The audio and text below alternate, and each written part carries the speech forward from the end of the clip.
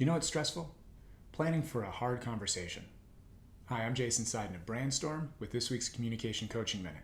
If you like what you see, subscribe to the channel, hit notifications for weekly updates. Here we go. Planning for tough conversations. Doesn't matter if it's a sales call or a conversation with a significant other. It's stressful.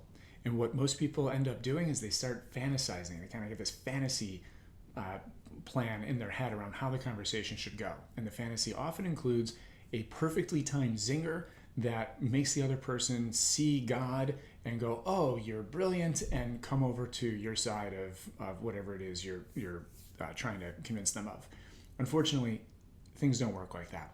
Better is to start by thinking not of the conversation you're about to have, but of the conversation after this one. Imagine yourself running into the person at a party, at a conference, seeing them in the hallway. If it's a prospect, imagine the follow-up sales call that you're going to have after this one. Picture how you want that to go.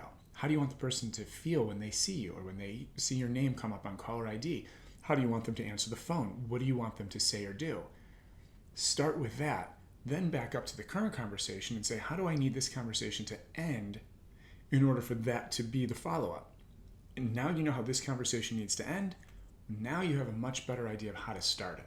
So for instance, if you need the person to actually pick up the phone and talk to you, well, if it's a sales call, don't bombard them with a whole bunch of information. If it's a significant other and you want them to actually say, hey honey, I love you, well, maybe don't tear into them right away. But it's easier to see that, especially when you're planning for a hard conversation, the emotions tend to flow. It's easier to see that stuff if you start by imagining the conversation that follows. I hope you enjoyed this week's Communication Coaching Minute. I'm Jason Seiden of Brandstorm. Don't forget to subscribe and sign up for notifications. I'll see you next week.